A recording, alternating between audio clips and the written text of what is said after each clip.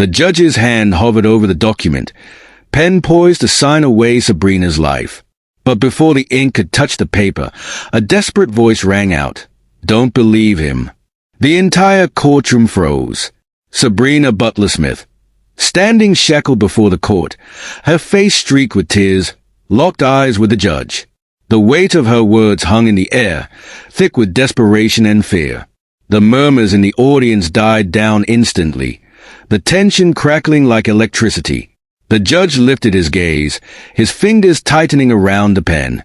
His face, once unreadable, now showed a flicker of something: doubt. He had been so sure, so convinced of the prosecution's airtight case. But now, as he looked at the young woman before him, a sliver of uncertainty crept into his mind. Why would she shout those words with such conviction if she had no reason to? Why did she look at him like she knew something he didn't? The air in Columbus, Mississippi, was thick with the weight of history, a town where the past still clung stubbornly to the present. In the late 1980s, it was a place where lines were drawn, where justice did not always mean fairness, and where a young black woman's cries for help could too easily be ignored. Sabrina Butler-Smith was only 17, barely more than a child herself, navigating the difficult path of single motherhood. Every day was a battle, but one she fought with fierce determination.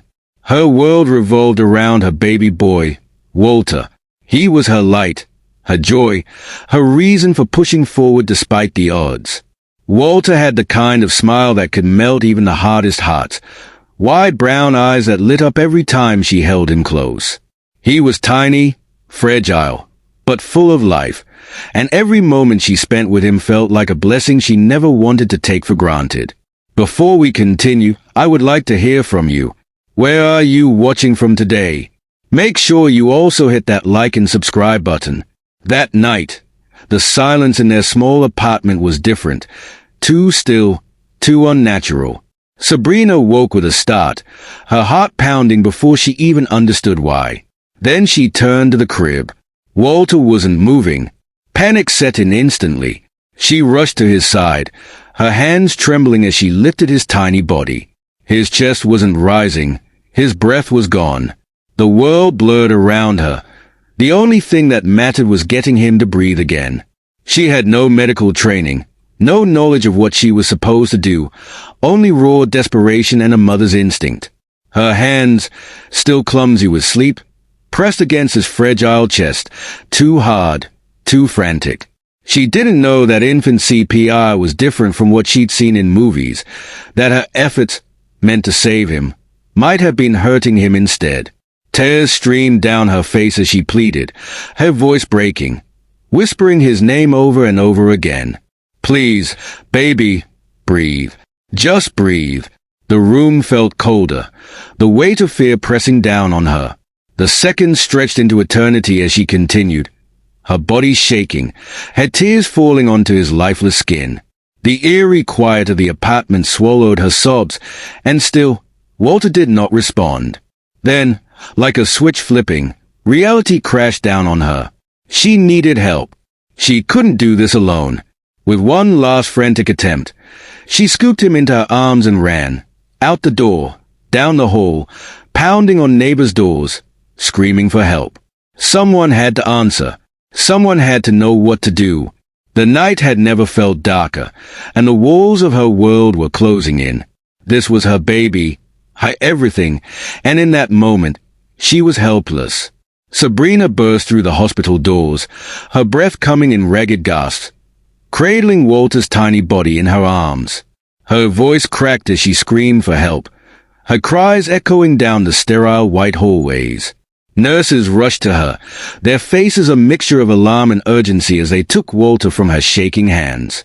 She stumbled forward, watching helplessly as they disappeared behind swinging doors, the hum of medical jargon lost beneath the roaring in her ears. Minutes passed like hours. Sabrina stood frozen, her arms still wrapped around the air where her baby had been. A nurse approached her, face drawn tight, eyes clouded with something unreadable. And then came the words, the ones that shattered her world. Walter was gone. Her legs buckled beneath her, and she collapsed into the chair, clutching her chest as though trying to keep her heart from splitting in two. No, this couldn't be real. Just hours ago, she had been holding him, rocking him to sleep, feeling his tiny fingers curl around hers. How had everything changed so fast? She wanted to scream, to cry, to bring him back through sheer force of will. But there was no bringing him back. She expected kindness, an embrace, some reassurance that she had done everything she could. But instead, there was coldness, a shift in the air. She saw it in the way the nurses exchanged glances, the way the doctor hesitated before speaking. The whispers started almost immediately. The glances turned into open stares, filled with something she recognized all too well: judgment, suspicion. By morning, the whispers had turned into accusations. She was still numb with grief when the police arrived. 2 officers, their expressions void of empathy, approached her without warning. Before she could register what was happening, rough hands grabbed her arms, yanking her forward. "Come with us," one of them said, his grip like iron. Confused, disoriented, she stumbled as they led her away, her voice weak, unsteady. "Why? What's happening?" No answer, just the tightening of fingers around her wrists. Inside the interrogation room, the air was thick, suffocating. A single flickering light buzzed overhead. The walls pressed in on her, the chair beneath her hard and unyielding. Across from her sat 2 detectives, their eyes cold, unforgiving. "You killed your baby, didn't you?" The first detective's voice was sharp, slicing through the silence. Her head snapped up, her swollen eyes widening in horror. No, I was trying to save him." The second detective scoffed, leaning in, his voice laced with venom. "Liar, you stomped him, beat him, and left him to die." Sabrina gasped, shaking her head violently.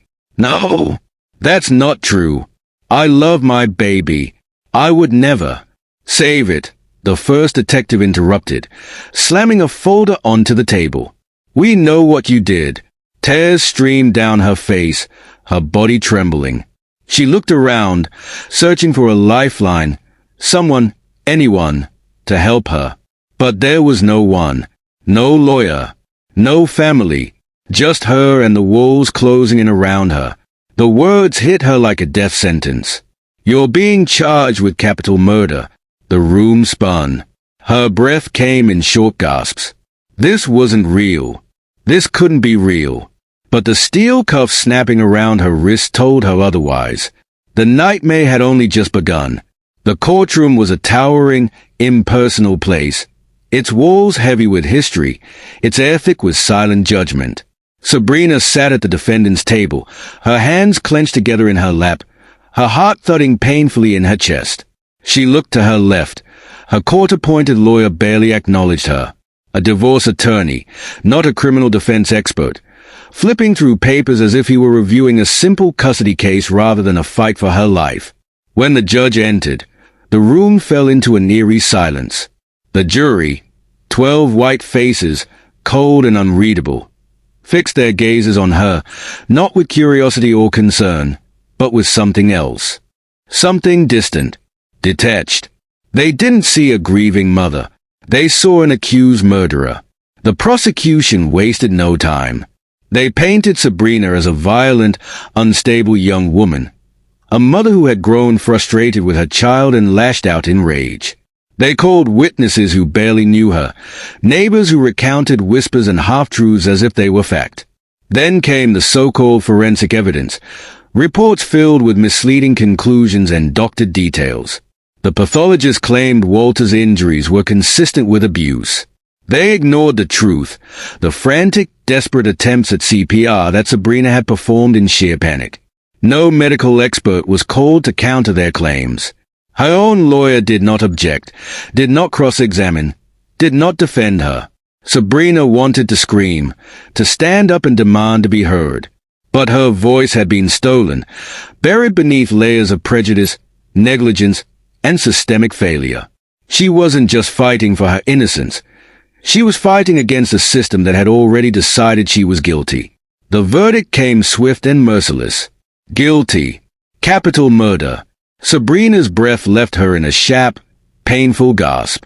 The courtroom blurred as a judge's voice rang out, sentencing her to death. A 19-year-old girl, barely out of childhood, condemned to die for a crime she did not commit. The prison transport van rattled over uneven roads, the weight of shackles pressing against her wrists and ankles. The drive felt endless, each mile taking her further from the world she once knew. When they arrived, the gates loomed before her, cold and unyielding. She was led inside, past thick iron bars and the dull stares of inmates who had long since lost hope. Her cell was small, barely enough room to stretch her legs. The walls were grimy, the air stale. A thin mattress lay atop a rusted frame, and in the corner, a steel toilet offered what little dignity she had left. The lights buzzed overhead, never fully dimming, never granting true rest. Days turned to weeks, weeks to months. The isolation was suffocating.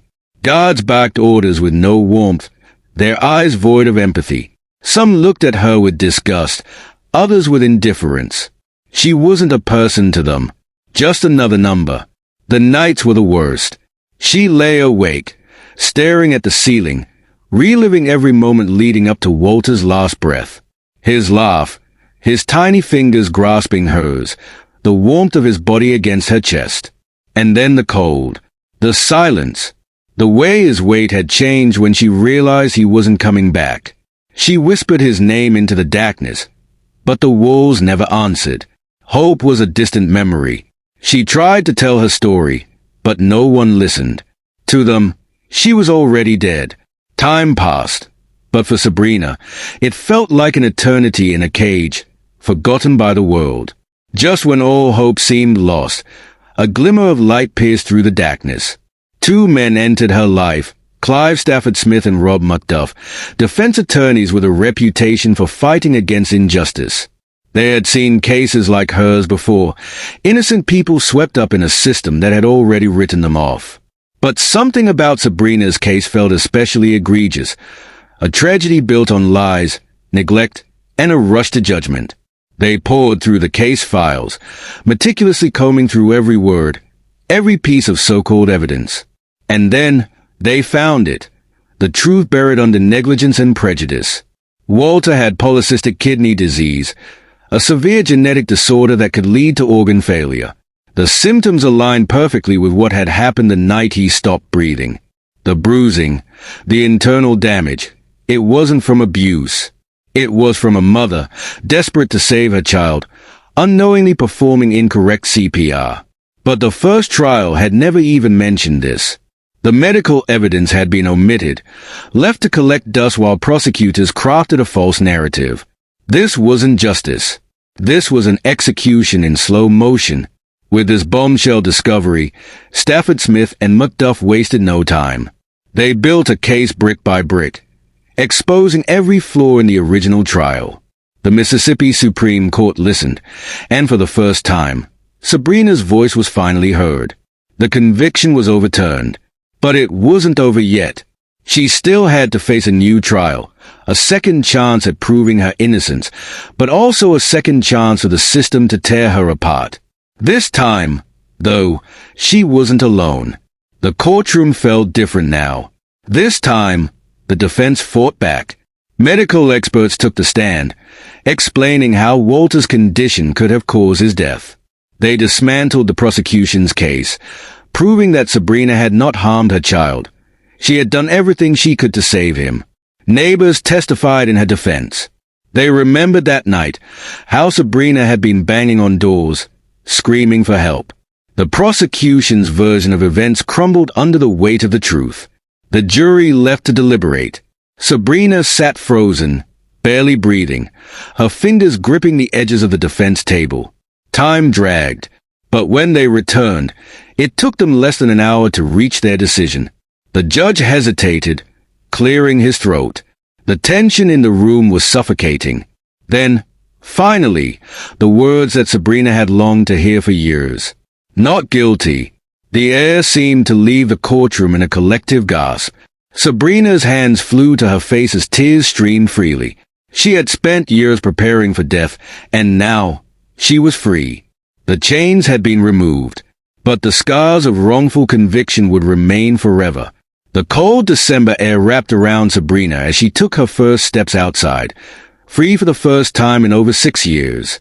The world felt surreal, too open, too vast after the suffocating walls of a prison cell. People bustled past, unaware that a miracle had just unfolded within the courthouse behind her. She inhaled deeply, the crispness of the winter air filling her lungs, something she had dreamed of for years. Tears blurred her vision, but they weren't just tears of joy. It was sorrow, exhaustion, and disbelief all rolled into one. She had fought, endured, survived, and yet, as she stood there, she couldn't ignore the ache deep in her chest, the loss that could never be undone. Walter was gone. The years she had missed, stolen from her, the pieces of herself she would never fully reclaim.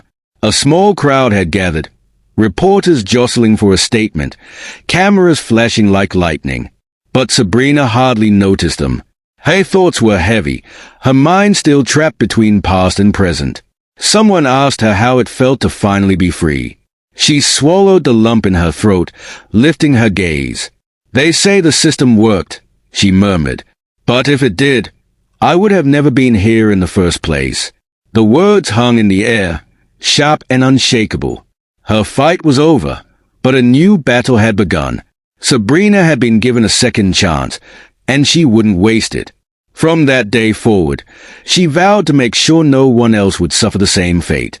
She dedicated her life to fighting for the wrongfully convicted, speaking out against the cracks in the justice system that nearly consumed her. She walked away from the courthouse, not just as a free woman, but as a warrior with a purpose. The scars of her past would never fade, but they would fuel her mission to make sure no one else had to endure what she had survived.